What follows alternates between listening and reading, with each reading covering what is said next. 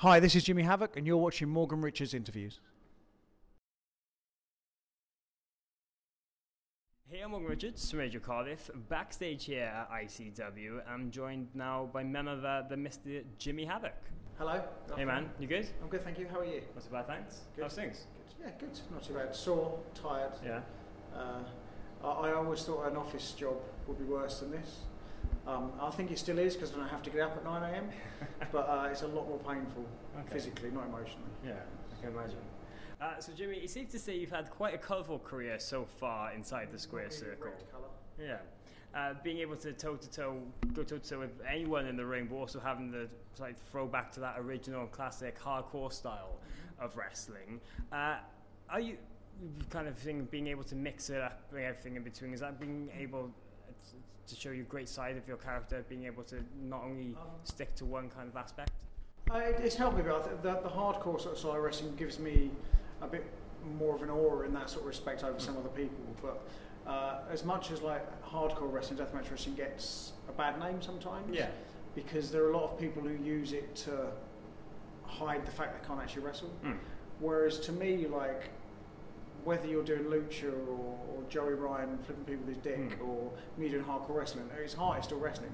We're trying to engage with the audience, we're trying to get illicit responses, we're trying to make people care one way or the other about us as characters. Yeah. And I think as long as you use that sort of over the top sort of prop kind of thing within the confines of what is essentially what is a wrestling match, it's all the same thing. It all boils down to the same thing, really. And you've really had the Gothic and punk rock influences with your persona and music being one of the other loves away from wrestling. A lot of acts now seem to be connecting music with their attributes outside the ring. How important do you feel that crossover is and really can become? It is important because I think that helping to use music, well, it's important for me because it helps bring out that sort of side of my persona, my character. It also means that there isn't as much of a difference between the character and the person. James and Jimmy, they're essentially the same person now. We're going to get into a deep, therapist chat about that in a minute. But if I can, now I have a bit more of a platform, if I can help bands that I love become more famous or get their music out there a bit more, I'd love to do that because I love being able to share stuff that I love with other people. I'm a huge film fan as well. I've got a degree in film and that's why most of my promos are all very sort of cinematic, like horror movie kind of feel. But if I can, I don't know, I feel like there's so much emphasis on the internet these days of negativity and how people are more likely to bash stuff they hate than share what they love. And while I'm very guilty of bashing things I hate and saying shit, I always like to think, when I like something, I like to share that, and because I think a lot of my followers are probably quite similar-minded to me, so they'll probably enjoy it. Yeah, okay. And really speaking of that, I actually understand that the band Creeper have actually been working on a new entrance scene for you personally. Yep. Can you really tell us a bit more about that? How did that really come about? I found out Creeper through Eddie Dennis. Actually, he shared one of their songs and I fell in love with it, and I fell in love with them. So I just started retweeting their stuff, and they seemed cool. I ended up bumping into them backstage at Slam Dunk Festival. Okay. They're massive wrestling fans, and as I was walking past Will, when I was like, "Oh man, hey, Jimmy, please." He goes, "I know you fucking are, man, Jimmy Havoc." I was like, "Okay, this is fucking cool." When a band I love knows who I am. Yeah. So I think that was the first time I actually thought, "Oh, maybe people do know who I am." This is kind of cool. But yeah, they're Will, Dan, massive wrestling fans. And they sort of offered, that if they wanted to, write one for me, so I said, yeah, cool. They've been on tour in Germany and Europe for the last few weeks, but they're back now, so I'm going to go down to Southampton and hang out with them for a couple of days, and we're going to hopefully do a bit of writing, which would be pretty cool. Yeah, so you get to really put your emphasis into the music as well. Yeah, fantastic. Well, can't wait to hear it. Yeah, me too.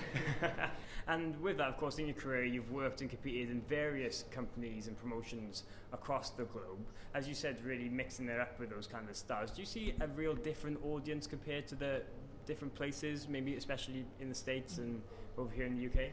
I think since the sort of advent of YouTube and the internet and streaming sites, fans across the world are very similar now in terms of the same way as wrestling isn't really there's no real definitive Japanese style, American style, British style anymore. So where everything's like a melting pot of everything, the fans have started to do that a bit more.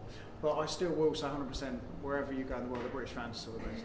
They're always the loudest, they're always the people who are most into it, they're always the most appreciative, which is really nice. But when I was in America earlier this year with Progress, like that was a lot louder reception I thought we were going to get. Considering, like, you know, that's another thing, it's the first time I thought, okay, people do know us sort of all around the world, because you can't ever get complacent. I don't ever want to go to another country and think, oh, that's what everyone's going to know I am. Because what's the point? Like, but when they did know, I was like, okay, oh, this is fucking cool. I'm a rock star now.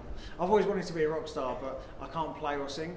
Yeah. So I'm gone down the other route of killing myself. Yeah, well, wrestling's the next best thing. Exactly. Yeah. Well, it's better now. But, yeah. I've always wanted to be a singer, but I can't sing to save my life. So. Okay, well, there we go. And of course, with all that, you're going to be extremely busy for the rest of the year with countless bookings and everything in between. Well, today is my 9th show in 10 days, so walking's proving problematic at the moment. My back's hurting quite a lot. I don't know how much blood I've lost. Today was probably only going to be even worse, so it'll be fun. I've got a few days off, which is nice. I'm going to spend that wisely by training, eating right, and just actually not getting out of bed at all, to be honest, for about 5 days. Yeah, so the rest of the year is just going to be wrestling? And then I still wrestle at least 2 or 3 times a week. I'm back over in the States the start of December. I'm still shocker and chuckles, and I'm booked up half the year already next year, so which is quite cool. Which is nice, living my dream. Being a professional wrestler at the same time, it really hurts. And baths are really good. Big fan of baths now. With Epsom salts, they help quite a bit. There you go. Amazing. Well, that's about it. Cheers, Jimmy. Cool. Cheers, man. Thank you.